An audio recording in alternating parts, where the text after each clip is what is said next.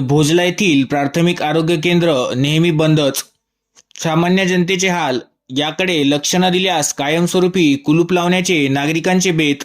ग्रामीण भागातील प्रत्येक नागरिकाला त्याच्या आरोग्याबाबत योग्य प्राथमिक उपचार त्यांच्याच गावात मिळाले पाहिजे, याकरिता प्रत्येक गावात प्राथमिक उपचार केंद्र सुरू केलेले आहे आणि त्याकरिता शासन लाखो रुपये निधी खर्च करत आहे.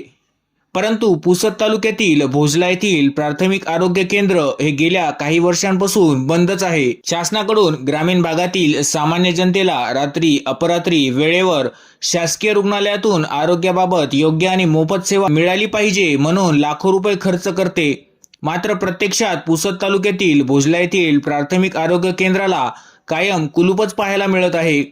सदर प्राथमिक आरोग्य केंद्र बंद अवस्थेत असल्याने स्थानिक नागरिकांना, लहान मुलांना आणि गर्भवती महिलांना उपचारासाठी तालुक्याच्या ठिकाणी कोणत्याही वेळेला जावे लागते.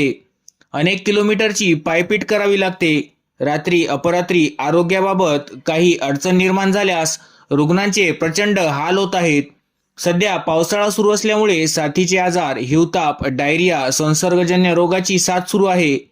त्यामुळे शासनाचा मोफत आणि चांगला उपचार मिळावा म्हणून भोजला गावातील नागरिक मागील बऱ्याच वर्षापासून आरोग्य केंद्रात धाव घेतात, पण कधीही बघितले तरी त्याला कुलूप लावूनच दिसते. त्यामुळे नागरिक आता संतापले आहे. यावर तेथील नागरिकांनी आम्हाला किरकोळ उपचारासाठी सुद्धा खासगी दवाखान्यात तालुक्याला जावे लागते. उपकेंद्र कधीच उघडत नसल्याने औषधेही मिळत नाही, असे गावातील नागरिकांचे म्हणणे आहे. तर या गंभीर बाबीकडे कोण लक्ष देईल? गावातील सरपंच, आमदार साहेब की खासदार साहेब, तालुका आरोग्य अधिकारी आणि जिल्हा आरोग्य अधिकारी असा प्रश्न निर्माण केला जात आहे. या सर्वांनी जर लक्ष दिले नाही तर गावातील जनतेने सदर प्राथमिक आरोग्य केंद्राला कायमस्वरूपी कुलूप लावण्याचा निर्णय घेतला आहे.